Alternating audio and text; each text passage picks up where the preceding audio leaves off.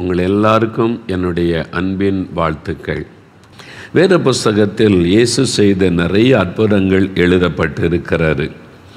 அதில் ஒரு அற்புதம் பரிசுத்த மத்தேயு எழுதின சுவிசேஷம் 9ஆம் அதிகாரம் 1ஆம் வசனம் முதல் 8ஆம் வசனம் வரை எழுதப்பட்டிருக்கிறது. பாருங்கள், இயேசு தம்முடைய பட்டணம் என்றால் கப்பர்நகூம் என்ற பட்டணம். இப்பொழுதும் அந்த பெயருள்ள அந்த பட்டணம் கலிலேய கடற்கரை அருகில் இருக்கிறது. ஆனால் அது சபிக்கப்பட்டதுனால பாழாய் கிடக்கிறது.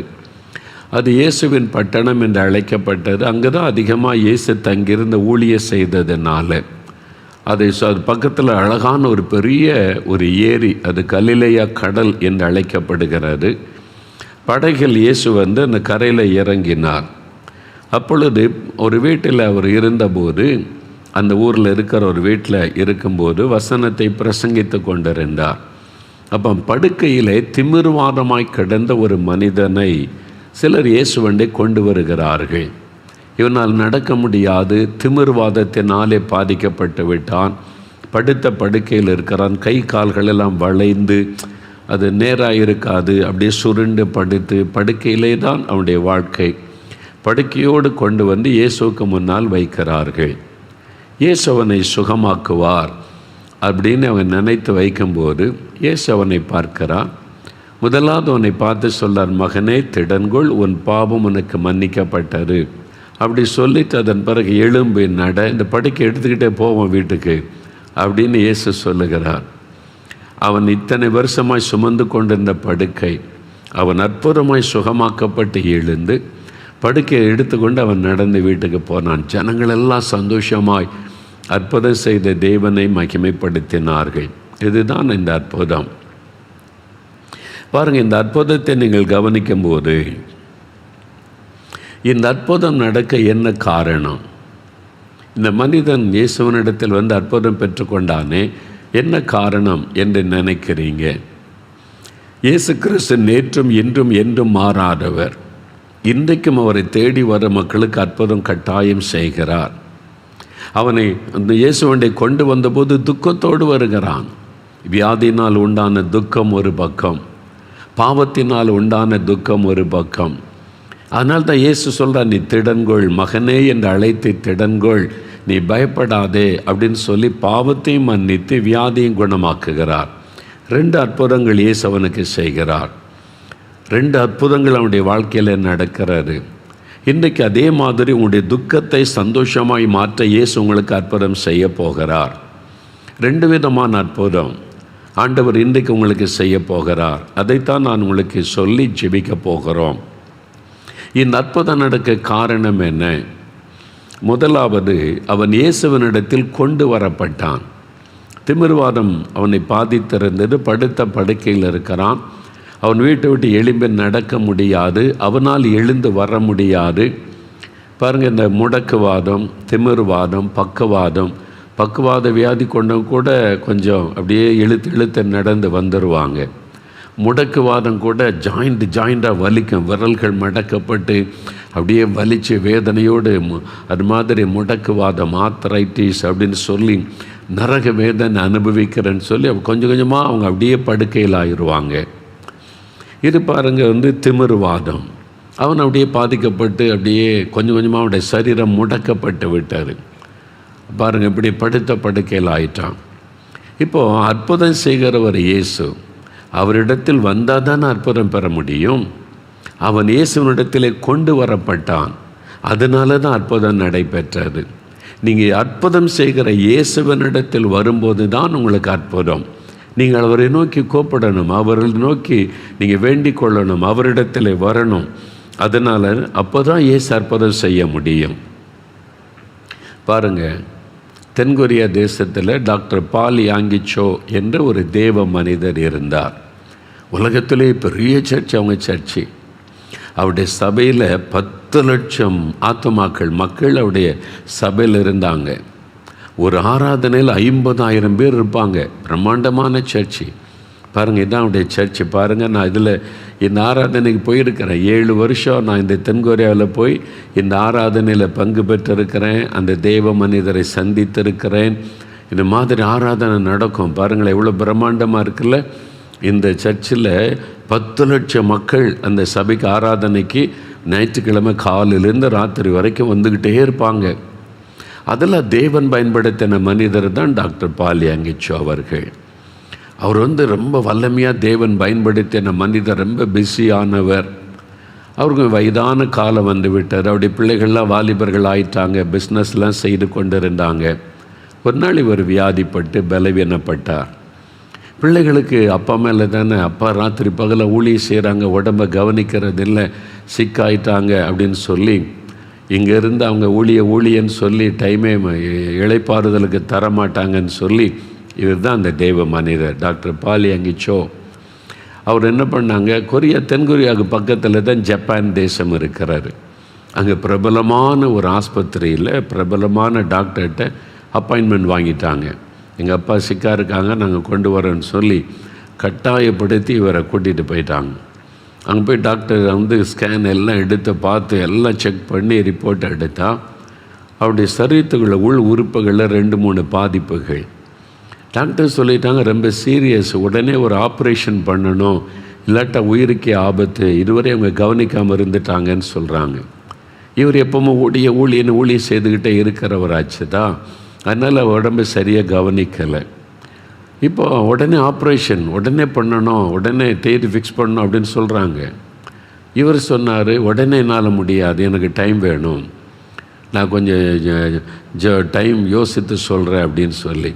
இல்லை அதுக்கெல்லாம் டைம் இல்லை, உடனே ஆப்ரேஷன் பண்ணணும், இல்லை 1 வாரம் டைம் கொடுங்க, நான் 1 வாரம் கழித்து வந்துடுறேன். பிள்ளைகிட்ட சொன்னார், 1 வாரம் கழித்து வர்றேன், நீங்கள் என்ன ட்ரீட்மெண்ட் கொடுக்கணுமே எனக்கு கொடுங்கன்னு சொல்லேன்னு. சரி, 1 வாரம் கழித்து டைம் ஃபிக்ஸ் பண்ணிட்டாங்க.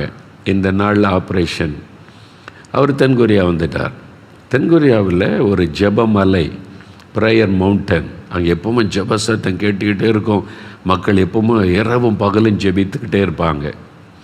அங்கே நிறைய ரூம்ஸுகளாக இருக்கும். அதில் இவருக்கு ஒரு ரூம் இருக்குது, டாக்டர் பால் யாங்கிச்சோவுக்கு.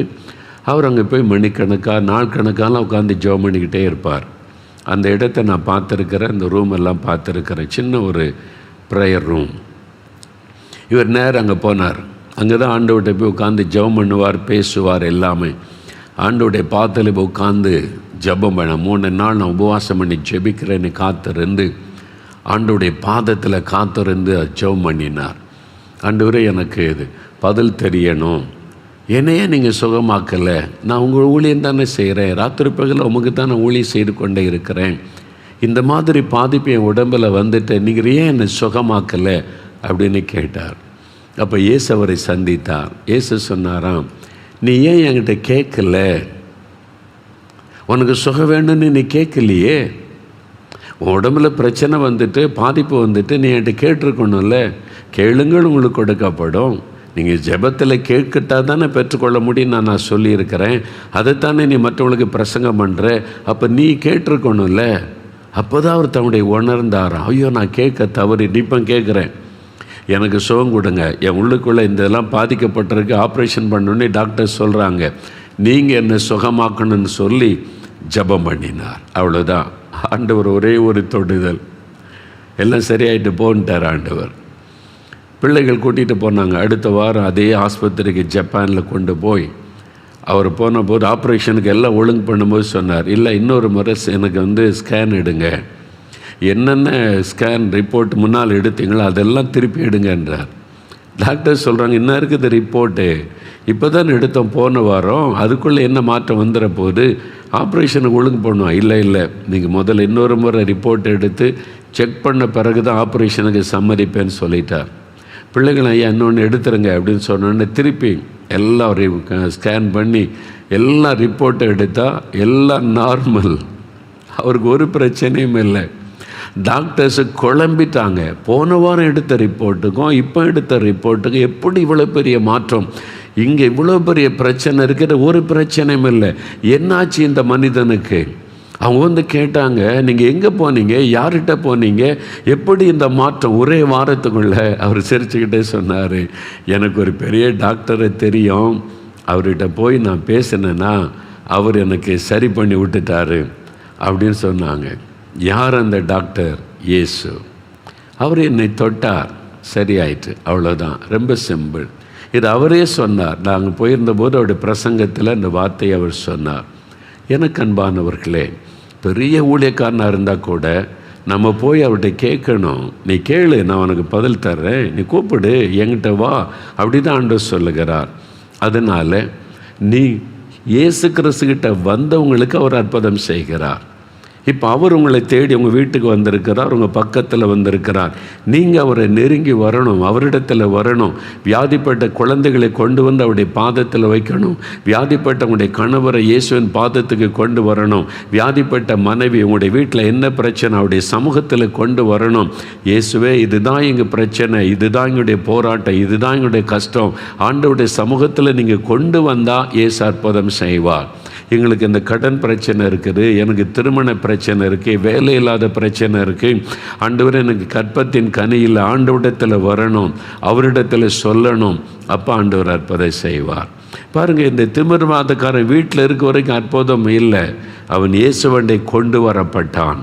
நீங்கள் இன்றைக்கி இயேசுகிட்ட வந்திருக்கிறீங்க, அவர் உங்கள் பக்கத்தில் வந்திருக்கிறார். உங்களுடைய மனம் திறந்து அவர்கிட்ட சொல்ல போகிறீங்க, இயேசு உங்களுக்கு அற்புதம் செய்ய போகிறார். ரெண்டாவது, இந்த அற்புதம் நடக்க இன்னொரு காரணம் என்ன தெரியுமா? அந்த 2வது வசனம் பாருங்கள். அங்கே படுக்கையில் கிடந்த அந்த திமிர்வாதக்காரனை இயேசுவனிடத்தில் கொண்டு வந்தார்கள். அவனுடைய விசுவாசத்தை கண்டு தான் இயேசு அற்புதம் செய்தார். அப்போ ரெண்டாவது, உங்களுக்குள்ள விசுவாசம் இருக்கணும், அப்போ தான் ஆண்டவர் அற்புதம் செய்வார். சிலர் சொல்லுவாங்க, இயேசு எனக்கு அற்புதம் செய்துட்டா நான் விசுவாசிக்கிறேன் ஐயா அப்படிம்பாங்க. ஆனால் இயேசு என்ன சொல்லுகிறார்? நீ விசுவாசித்தால் நான் உனக்கு அற்புதம் செய்வேன். முதலாவது விசுவாசம். எபிரேயர் 11ஆம் அதிகாரம் 6ஆம் வசனத்தில் பைபிளில் சொல்லியிருக்குது, விசுவாசம் இல்லாமல் தேவனுக்கு பிரியமாக இருப்பது கூடாத காரியம். தேவனிடத்தில் ஒரு மனிதன் வரும்போது அவர் உண்டு என்று விசுவாசிக்கணும். தம்மை தேடுகிறவர்களுக்கு பலன் அளிக்கிறவர், நான் ஜெபம் பண்ணினால் பதில் தருகிறவர், நான் வேண்டிக் கொண்டால் அற்புதம் செய்கிறவர் என்று விசுவாசிக்க வேண்டும். அப்போ அவங்களுக்கு அற்புதம் நடக்கும் என்று வேதம் சொல்லுகிறது. நீங்கள் முதலாவது விசுவாசிக்கணும். இன்றைக்கு இயேசு எனக்கு அற்புதம் செய்வார், இன்றைக்கு என் வியாதியிலேருந்து விடுதலை தருவார், இன்றைக்கு இந்த டிப்ரெஷன்லேருந்து எனக்கு இயேசு விடுதலை தருவார், இன்றைக்கு என் கணவருக்கு இயேசு சுகம் தருவார், இன்றைக்கு என் குழந்தைக்கு இயேசு சுகம் தருவார், இன்றைக்கு என்னுடைய கடன் பிரச்சனைக்கு ஒரு முடிவை உண்டாக்குவார், இன்றைக்கு எனக்கு ஒரு வழி திறக்கப்படும், இன்றைக்கு என் குடும்பத்துக்குள்ளே சமாதானம் உண்டாகும், இன்றைக்கு இந்த பாவத்திலிருந்து எனக்கு விடுதலை கிடைக்கும், இயேசு எனக்கு இதை செய்வார் என்று விசுவாசிக்கணும். அவ்வளோதான். அவங்க இயேசுவை பற்றி அவங்களை கொண்டு வந்தவங்க கேள்விப்பட்டதுனால விசுவாசித்தாங்க. இப்போ பாருங்கள், இந்த சாட்சிகளை கேட்டீங்கள்ல, 3 சாட்சிகள், இதெல்லாம் அவங்க அனுபவித்தது, இப்போ நடந்தது.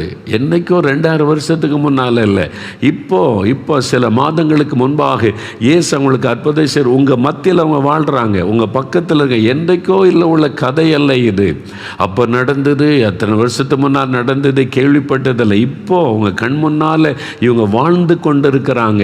உங்கள் கண் முன்னால் அவங்க பார்த்தீங்கல்ல, 39 வருஷமாக பிறவிலேயே குறைபாடு சுகமாக்க முடியாதுன்ற மருத்துவம் சொல்லிவிட்டது. ஒரு சின்ன ஜபத்தில் இயேசு அற்புதம் செய்துட்டார்ல, இதை பார்த்தும் நீங்கள் விசுவாசிக்காவிட்டால் எப்படி அற்புதம் பெற முடியும்? அந்த சகோதரர் பாருங்க, என்னையே அவருக்கு பிடிக்காதுங்க, ஆனால் இயேசுவை விசுவாசித்து ஜெபிச்ச உடனே இயேசு அற்புதம் செய்துட்டார்ல.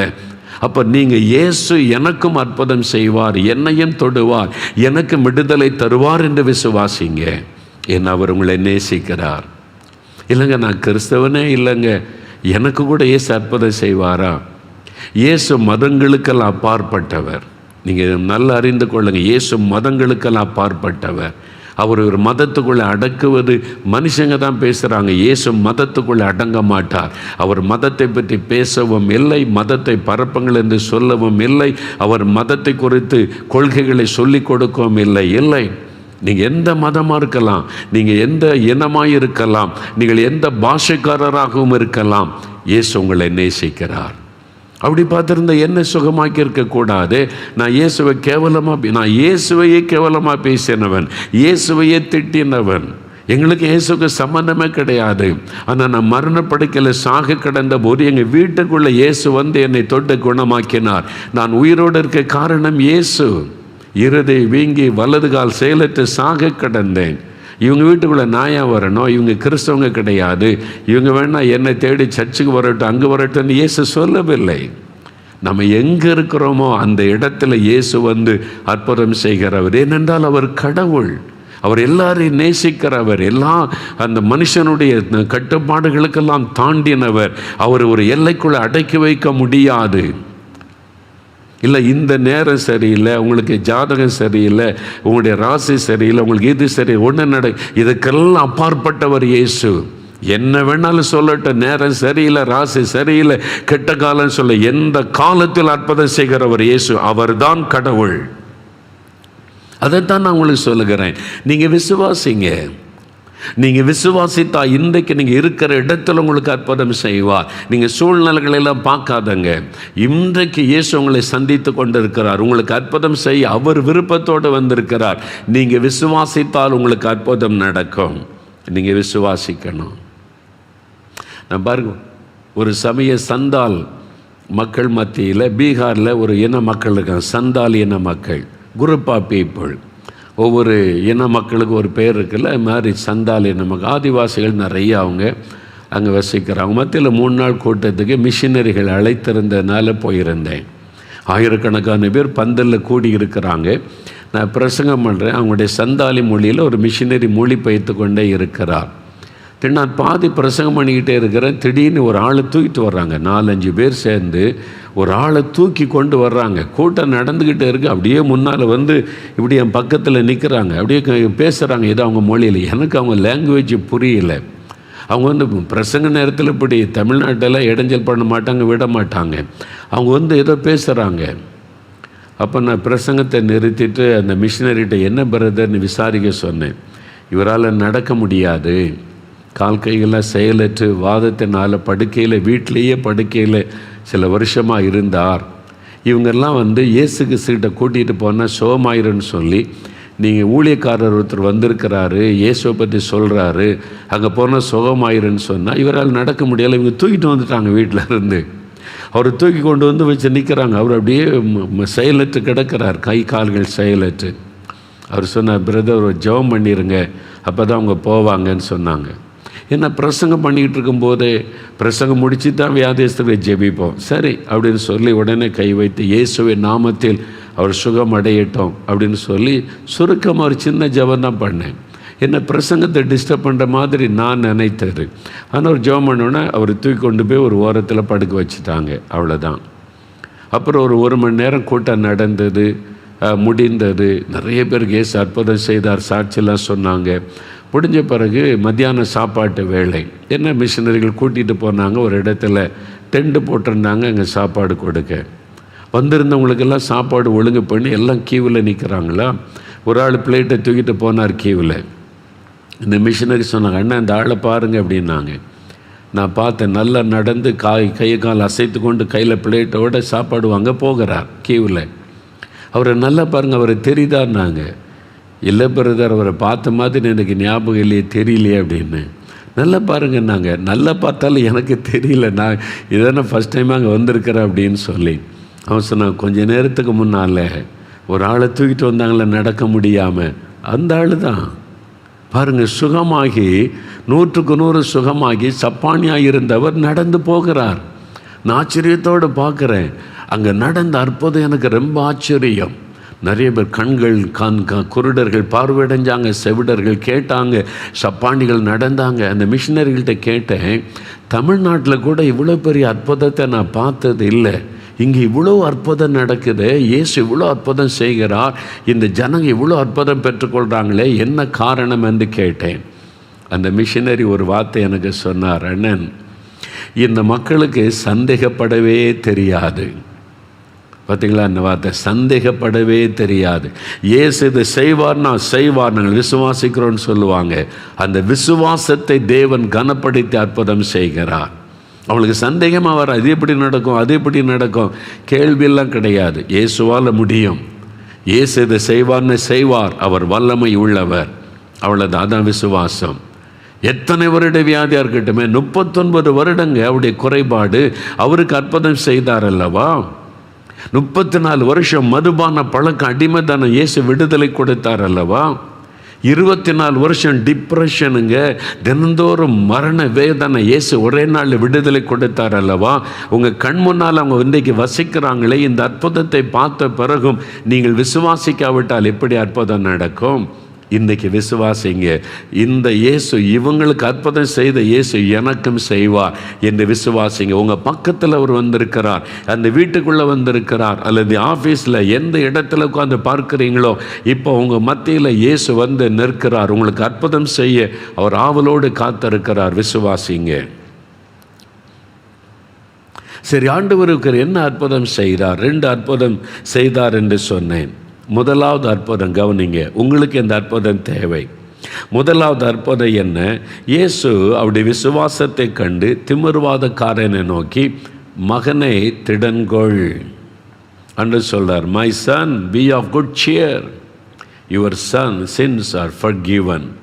உன் பாவங்கள் உனக்கு மன்னிக்கப்பட்டது அப்படின்னு சொல்றார். இதுதான் முதலாவது இயேசு செய்த அற்புதம்.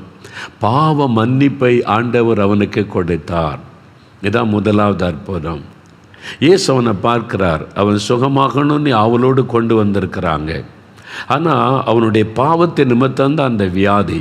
அவனுடைய பாவம் மன்னிக்கப்படாவிட்டால் சுகம் பெற முடியாது. பாவம் மன்னிக்கப்பட்டால் தான் அவன் சுகம் பெற முடியும். அவன் பாவத்தோடு சுகத்தை பெற்றுக்கொள்ள முடியாது. அதனால் தான் முதலாவது அவனுடைய பாவம் மன்னிக்கப்பட வேண்டும். அதனால் இயேசு முதலாவது ஒரு அற்புதம் செய்கிறார். அவனுடைய பாவத்தை மன்னிக்கிறார். பாவம் பயங்கரமானது. பாவம் மனிதனுடைய சமாதானத்தை கெடுத்து விடும். பாவம் ஒரு மனிதனுக்குள்ளே வியாதியை கொண்டு வந்து விடும். பாவம் ஒரு மனிதனுக்குள்ளே பிசாசு வந்து செயல்பட வழியை திறந்து விடும். பாவம் ஒரு மனிதனுடைய வாழ்க்கையில் சாபத்தை கொண்டு வந்து விடும். பாவம் ஒரு மனிதனை நரகத்தின் அக்னிக்குள்ளே கொண்டு போய்விடும். பாவம் பயங்கரமானது. என்னால் அந்த பாவத்துக்கு பின்னால் இருக்கிறவன் பிசாசு. அவன் மனிதர்களை பாவம் செய்ய வைத்து அடிமையாக்கி அவருடைய சமாதானத்தை கெடுத்து அவருடைய வாழ்க்கையை சின்னபன்னமாக்கி நரகத்துக்குள்ளே கொண்டு போகிறவன். ஆனால் தன்னை கடவுளை போல காண்பித்து கொண்டு நான் விடுதலை தருகிற மாதிரி ஏமாற்றி கொண்டே இருப்பான். இவ்வளோ பணம் கொடு, இவ்வளோ நீ காரியத்தை செய், பரிகாரமாக அதை கொடு இதை கொடு என்று. பாவ மன்னிப்பு இலவசம். இயேசு கிறிஸ்து அவருடைய எந்த பணமும் வாங்கி கொண்டு பாவத்தை மன்னிக்கவில்லை. நீ பரிகாரம் செய்வதற்கு இதெல்லாம் செய்யணும்னு இயேசு சொல்லவில்லை. என்றால் கடவுள் அவர்தான் பரிகாரி. சிலுவையிலே நம்முடைய பாவங்களை சுமந்து தீர்த்தவர் இயேசு. அவரால் உங்களுடைய பாவத்தை மன்னிக்க முடியும். ஆண்டவர் ஏன் இவனுடைய பாவத்தை மன்னித்தார்? இந்த பாவ மன்னிப்பு தான் பெரிய அற்புதம். பார்த்து கொள்ளுங்க. சங்கீதம் 32 சங்கீதம் 1-2 வசனத்தில், எவனுடைய அக்கிரமங்களை தேவன் மன்னிக்கிறாரோ, எவனுடைய பாவங்களை அவர் மூடி போடுகிறாரோ அவன் பாக்கியவான். அவன் தான் ஆசீர்வதிக்கப்பட்டவன். யாருடைய பாவத்தை ஆண்டவர் மன்னித்து அந்த பாவத்தை மூடி போட்டுகிறாரோ அவள்தான் உண்மையை ஆசீர்வதிக்கப்பட்டவர்கள் என்று வசனம் சொல்லுகிறார். வியாதி சரீரத்தில் வரும் போகும். பாவ மன்னிப்பு தான் ரொம்ப முக்கியம். அது உங்களுடைய சமாதானத்தை பாதிக்கிற விஷயம், நிம்மதியை பாதிக்கிற விஷயம், அது உங்களுடைய ஆசீர்வாதத்தை கெடுக்கிற ஒரு விஷயம். முதலாவது பாவ மன்னிப்பு. நான் என்ன பாவம் செய்தேன்? நிறைய பேர் அப்படி தான் சொல்லுவாங்க, நான் என்ன பாவம் செய்கிறேன் என்பதாக. ஒரு சமயம் நான் கன்னியாகுமரி மாவட்டத்தில் ஒரு ஊழியத்துக்கு போயிருந்தேன். அப்போ அந்த சபை ஊழியர் அவர் சொன்னார்,